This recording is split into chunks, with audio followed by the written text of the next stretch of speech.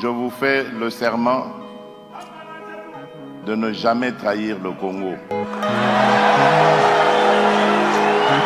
notre population, c'est qu'aujourd'hui, plus que jamais, nous devons garder l'unité entre nous.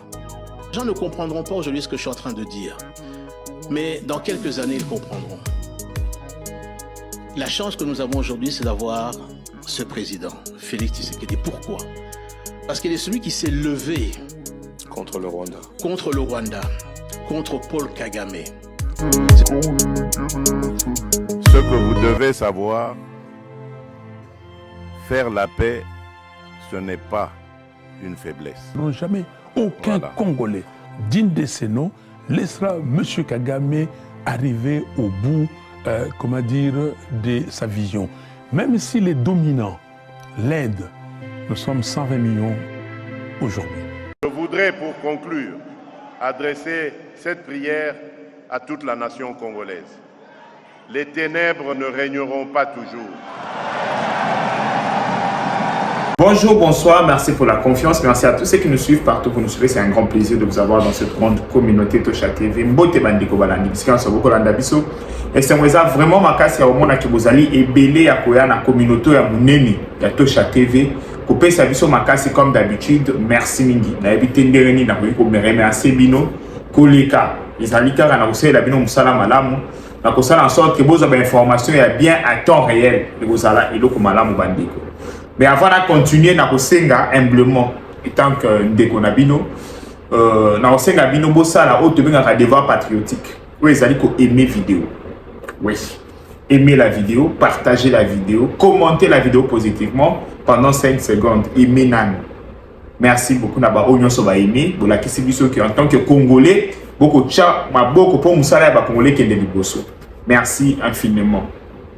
Bandeko le lot Ozali le 4 janvier 2026. Et ça qu'on rappelle comment tu une journée à la martyr et à l'indépendance.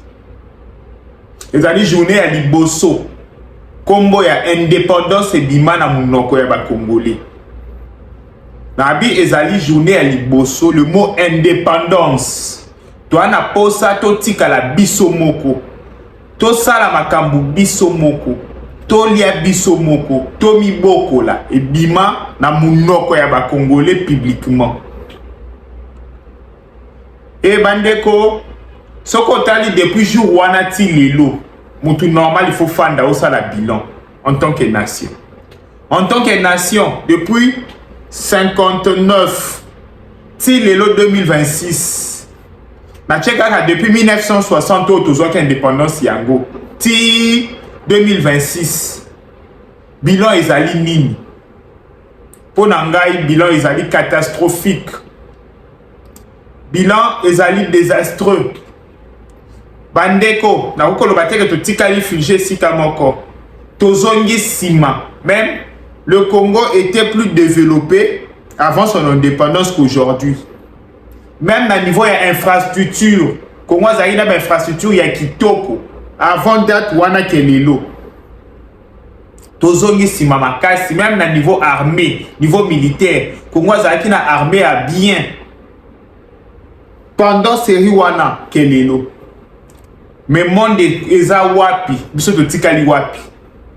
Question faut se poser. Monde komi wapi, biso ba Congolais toza wapi. Mais il y a un bateau qui est bien. Pandeko, tout ça l'examen de conscience collectif. Total a wapi to memimboka oyoyo to singa ki indépendance. Papa na biso va signer la biso indépendance. Tout ça li na yango nini.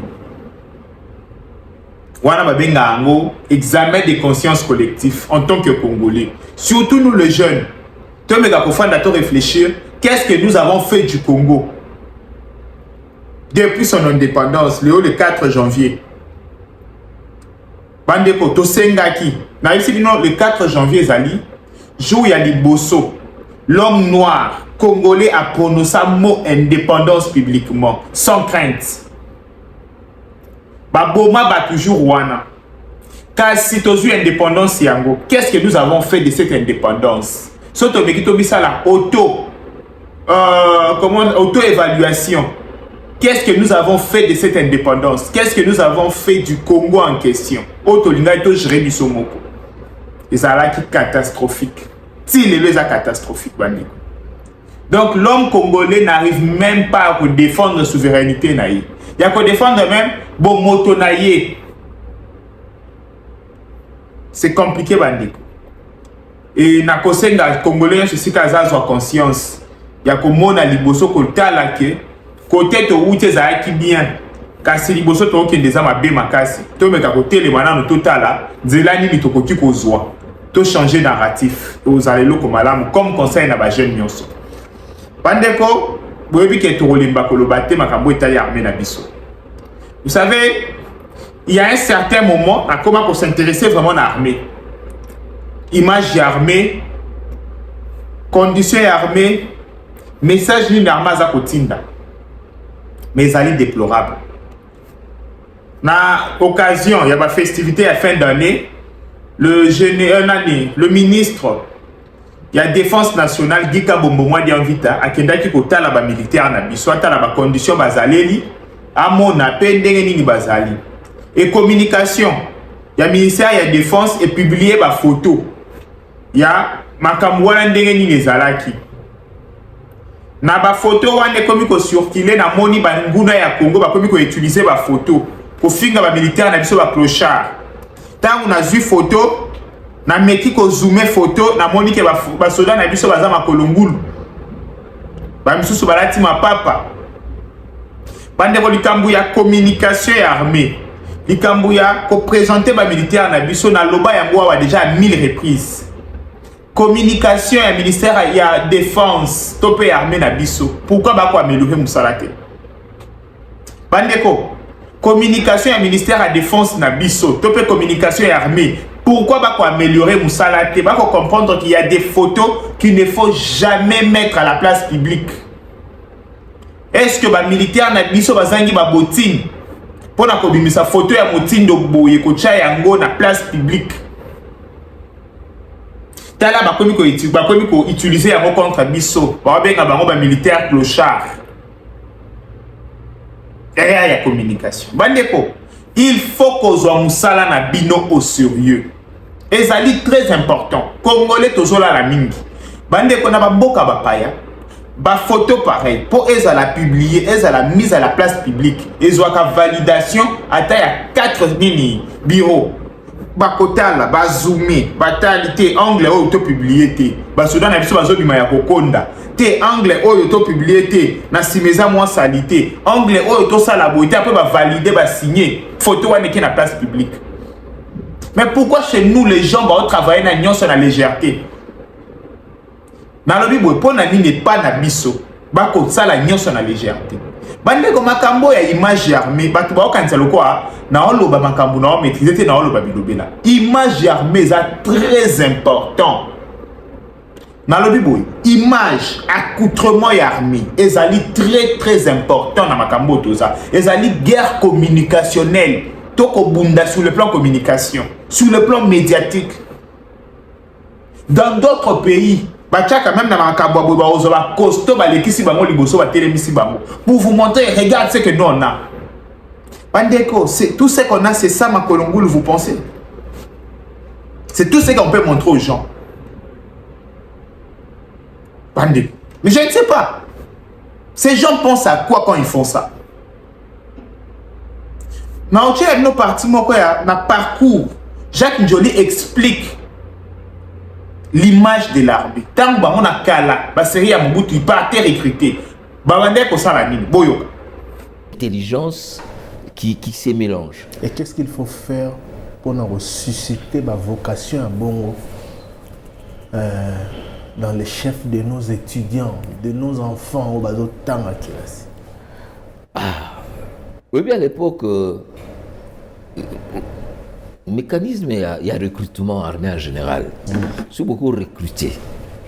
Il faut d'abord, recruteurs, on choisissait des très beaux militaires. Donc, à l'atateni kitoko. Donc, tant que moi, il y a Monique, ngapé na koma boy. Parce que les deux ça n'a pas si. na ba bureau na biso na ba matanga na ba réception mona bato mususu ba ulandaka bato oh non nga communicateur o biso boye yo moto amayel pesa là. Mais je me dis mais quel gâchis parce que bato wana nyonso hein o ba beta ba matolu na ba matanga et ça t'es un service national mais le pays a besoin de cette jeunesse-là pour en faire de bouclier de cette nation. C'est du gâchis. Oh, le mona bureau na butubo, ukuti batona seba ozela yo. Rapporteur, ticket, oh, armée. C'est bino de makila. Hein, ou ne tous avons le makila na ngai pour na école. Donc ça, ce sont des forces qu'il faut prendre. Il y a peut-être quelque chose... et en faire. Oui, il y a peut-être quelque chose qui s'est cassé, qu'il faut rebâtir en termes d'image, il y a motivation à bas. Voilà. Parce que mon île est lobby soto comme baboti. Na évité même yomo soko on dit marimo na yo qui l'armée les lots. En tout cas, oya ko nga ko armée na c'est pas trop. Parce que mon ibilo comme soto côté armée, plaisir monsieur armée simple. Net défilé. Défilé militaire. Na boulevard ozomona ba général Bumba wana ba sotali image mutu kwa Tchatch le premier breveté paracommando donc ce que mon dinga lati ba général Bumba ozotala c'est-à-dire que défilé à Pamba et puis net ngana biso ngata on a armée pimanga so ko pimanga défilé te. Oh. Parce que défilé wana mukolo wana na lati ebuma mabala na tie bagan na ngai donc tenue ya commando ou lati yango kangi ba tiango bien donc bimi donc tant ozo beta paka danser donc koma ka d'Ivoire tribune wana kati sali plaisir moko eleki wana ezate et puis boleki. Alors, nous on a tenu le moité. Donc, baluka kaka. Donc, on peut nous l'alerter, mais quand nous allons, ils sont bien, mais tu peux pas Orlando quand nous allons. Oyoki Jacques Njoli. Jacques Njoli va même plus loin. Il vous parle de défilés, de tenues militaires. Les autres militaires américains. Tu as la présentation. Tu sens un militaire quand il est là, tu te dis, t'as la soldat. Même dans le front, tu sens il a un casque. Tu sens il est là un militaire. Ça donne même le goût d'intégrer l'armée. Même les militaires, il y a Rwanda, Otokofinga, matin, midi, soir. Regarde d'abord comment va présenter les militaires là-bas. Ils sont toujours bien habillés, même au front. Ils sont toujours bien habillés. La communication de l'armée rwandaise est professionnelle. Bandeko, je ne vous dis pas pour dénigrer notre armée. Je vous dis pour tout ça là, dengue moko. To communiquer bien armée nabiso. Armée nabiso, ils ont été atteint militaire aux en front. On m'a militaire à Zoï. Donc, en fait, au comment même les M23 au toko finga matin, midi, soir. Tala et là qu'il y a M23. Tala et là qu'il y a militaire nabiso. Tu verras que les militaires M23 ils sont plus disciplinés. Même là et là qu'il au senti moutoilati casque naé anti-balle tenir à kitoko. Même na front. Mais au kende pas nabiso mon militaire il y en a cinglé. Ok, Nalembi, Bitumba, Tokobunda, Tobeta Banyama Wana. Au front, ce n'est pas tous les militaires qui doivent parler.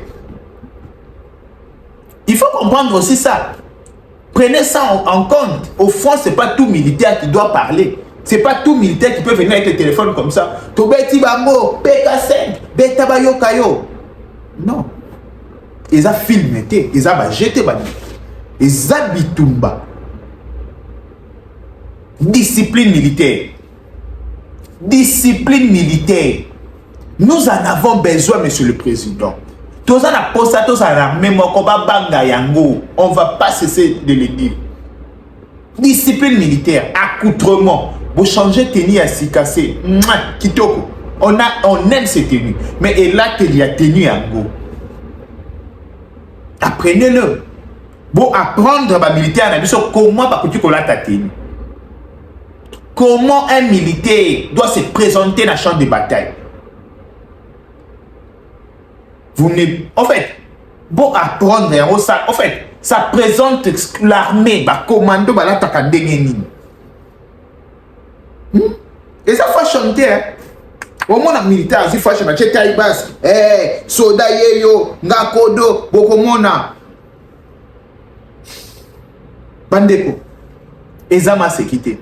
Eza destiné na biso mutu eza na maboko na biso en ce moment. Nous avons profité dans le Makambo le 4 janvier. Pendant la Sabino, tozala ki wapi, toza wapi en ce moment. Destiné na biso ezo beba. Les efforts ils ont ça là, conséquents. Tenu à Sika, le président de la République s'est impliqué personnellement. Tenu à Sika Bozu. Bah équipement nyonso ezali. Qu'est-ce qui manque? Bah moment ya ko communiquer boui. Bon communiquer avec tout ce que nous avons. Bon communiquer notre force. Négligence. Tandis que dans le moment où ça, à ta virgule, tu peux négliger à côté. Dans le bibou, dans le moment où tu as tu peux négliger à ta virgule dans l'action. Prochainement, communication au ministère de la Défense. Avant de n'importe quelle photo dans la place publique. Pour s'assurer que les photos ils correspondent à la norme et à communication et armée. Norme et à communication armée, c'est militaire, il faut être la virulent. Militaire, il faut présenter force. Il faut dégager force. Militaire, il faut être la communication et armée. Militaire est là que l'inaïe. Militaire est un uniforme. Donc, il y a tout ça. Vous ne pouvez pas mettre une telle photo dans la place publique.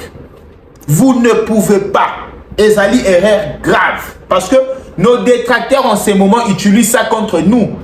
On nous traitons de l'armée des clochards Makolongulu. Et ça, ezali erreur grave dans la communication du ministère de la Défense nationale. Bon, ça, la moussana n'a bino correctement. On ne vous demande pas trop. On vous demande juste d'ouvrir l'œil.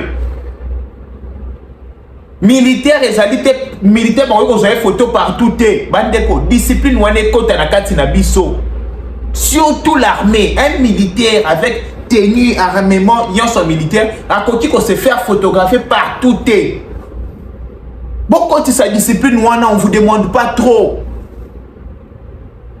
On a déjà d'autres choses, d'autres préoccupations à Kolobela. Tokoki poko banda kozonge la lisusu te, to tourner mindo qui contre temps na biso moto na sabino comment faire votre travail. Et ça est très important. C'est ça bandeko, ça qui manda bouya. Analyse ya lelo sur notre armée, discipline et l'obéli à la militaire, formation à la militaire, présentation à la militaire. Dès que ça socle y armée na biso. Mais ce qui bozaka na armée n'importe qui peut communiquer. Militaire a comme fan dans la front, bazu à témoin espace. Bomoni ba non, même la communication ça la na front, bazelaka. Meeting de yé batali OK, angle mini to communiquer. Mais biso ezaka comme on a témoin comme on le communiquer, ba le côté armée moko qui communication armée bandi. PK5 biso yoyo, to uti ko soit bon. Non, ça doit être coordonné. Même il y a même des mises en scène armée. En fait, ça filmé, ba créer kayango ya créer. Bon, yango wana moni que l'armée engage toujours ba expert ya domaine en communication.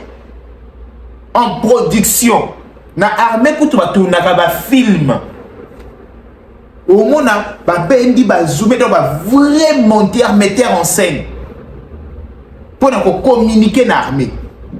Mais chez nous j'ai l'impression que tout ça kana bisona tout ça tout le monde a sur théâtre. OK, bon continuer comme on a sur théâtre. L'avenir nous donnera raison. Bye bye, ciao.